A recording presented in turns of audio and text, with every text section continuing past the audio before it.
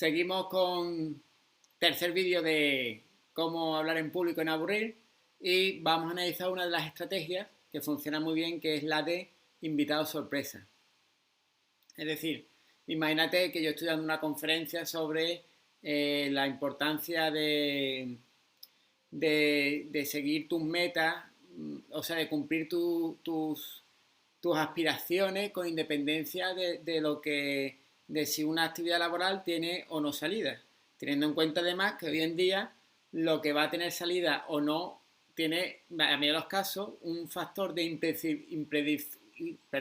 impredecibilidad importante. Imagínate que yo estoy dando esta conferencia y yo traigo a Miguel Ángel Lembo, que recientemente ha fallecido, que era un gran ventrílocuo argentino, y él me habla de que él ha tenido una vida maravillosa con su trabajo, que nunca le ha faltado trabajo ni nunca ha tenido problemas.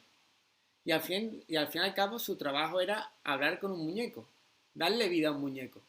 Entonces imagínate ese concepto, es decir, todo el mundo pensando, ay, esto tiene salida o no, y tenemos una persona cuyo trabajo es darle vida a un muñeco y ha tenido una buena vida. ¿Ok? Entonces, los invitados sorpresa son muy interesantes porque trae a gente que, que puede aportar mucho.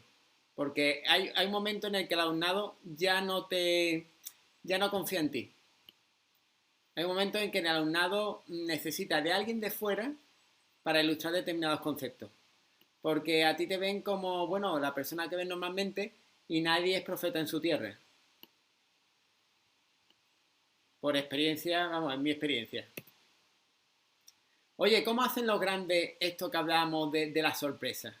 Pues, por ejemplo, el Mago More en su obra, iba a decir, en su taller Pasión e Ilusión, que está en YouTube, él coge y dice, él te introduce un montón de sorpresas. Está hablando de emprendeduría y te muestra cosas súper interesantes. Es decir, te muestra, por ejemplo, un caso de una empresa andaluza que se dedicaba o que se dedica a producir ataúdes de cartón y los porta a países pobres. Y tú dices, ay, nunca se me hubiera ocurrido. Porque claro, los pobres también tienen derecho a ser enterrados, ¿no? Y a lo mejor no tienen para uno de madera, ¿no?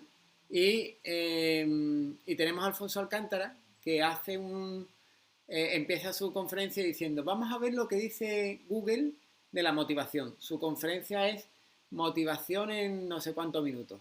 Y dice, vamos a mirar lo que dice Google sobre la motivación.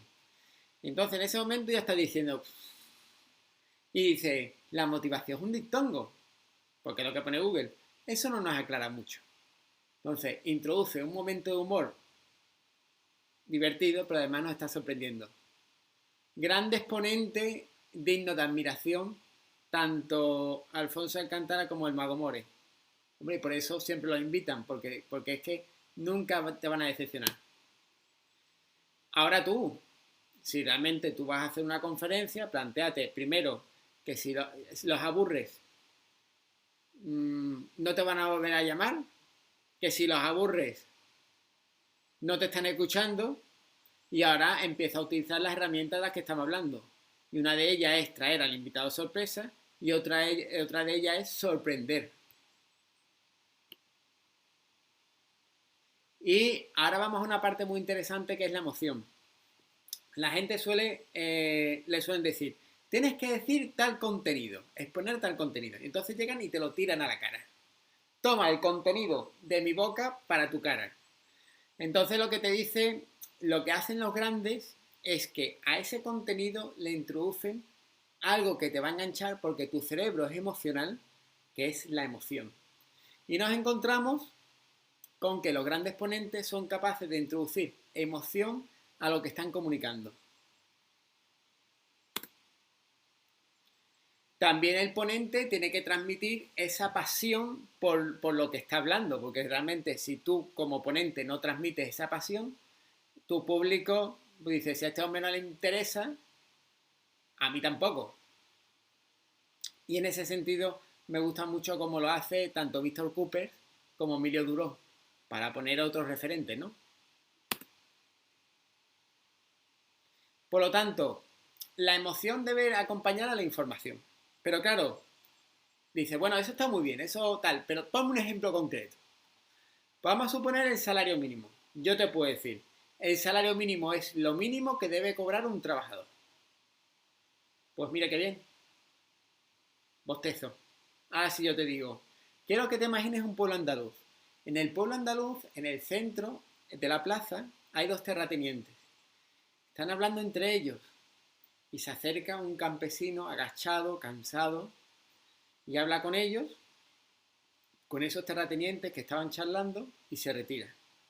Y cuando se retira, un terrateniente le dice a otro, no le des lo que te pide, porque esta noche, cuando él llega a su casa, él y su familia pasarán hambre y mañana trabajará por menos. De ahí la importancia del salario mínimo interprofesional, que aunque sea poco, evita situaciones de este tipo.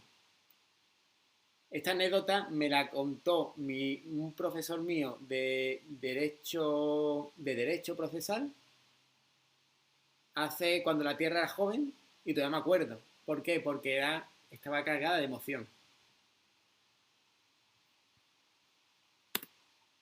Y yo la aplico en mis clases.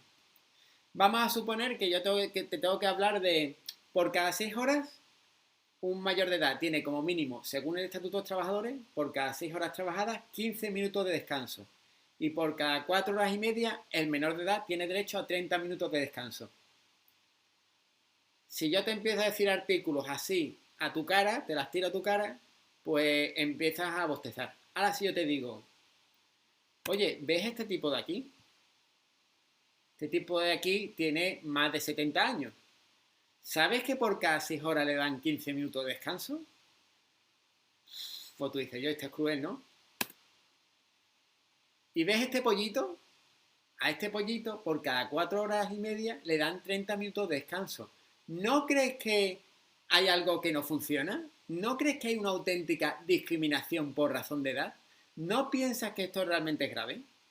Y además, esto lo puedo utilizar, puedo poner vídeos de cómo se discrimina a la gente mayor, pero mi experiencia es que después de estos ejemplos, cuando yo le pregunto qué descanso tiene que tener uno u otro, la gente lo recuerda porque hay una carga emocional.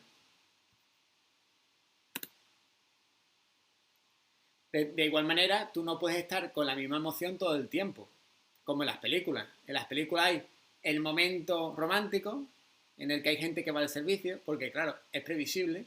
Yo te quiero, pues muy bien. Tenemos el momento de miedo, tenemos el momento de risa, tenemos un montón de momentos, pero hay subidas y bajadas. Es decir, si yo te doy una clase en tono de humor, llega un momento en que te aburre. Si yo te doy una clase dramática, sales hecho polvo y no quieres venir a mi clase otra vez. Por lo tanto, tengo que conseguir una ola, ¿no? Oye, sí, pero bueno, me has puesto ejemplos que están como deslavazados, o sea, como separados, ¿no? Vamos a verlo, un ejemplo en una cosa concreta. Un ejemplo concreto de una clase, bueno, de cómo se podría impartir una clase y lo vamos a ver muy claro. Supongamos que yo debo hablar de lo que es la radiación. Entonces te pongo una diapositiva y te digo, mira, la radiación tiene un gran problema que es un asesino invisible. Y te pongo un gato con un francotirador. Que en una exposición de uno de mis alumnos lo puso y me hace mucha gracia, pero se lo pongo, ¿no? Dice, es un asesino invisible. Entonces yo no estoy haciendo un gran chiste, es decir, no tengo que ser un cómico. Pero oye, la imagen en sí es simpática. Ahora, yo te puedo hablar del accidente nuclear de Fukushima, porque se produjo, te puedo incidir un poco en, oye, si esto era previsible, por qué se construyó una central nuclear al lado del mar, etcétera? Y entonces ahí puedo jugar un poco con tu indignación.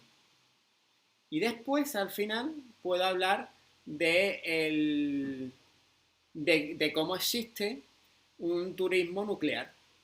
Es decir, hay gente que se dedica van con su contador de radiación y se dedican a ir por ahí en autobuses a mirar a visitar esos sitios en plan turístico. ¿Vale? En ese sentido hay un programa que se llama Dark Tourist, que es bastante curioso, ¿no? Entonces, obviamente, esto es como un esquema. Y este esquema, pues, es cuestión de desarrollarlo, pero funciona, ¿no?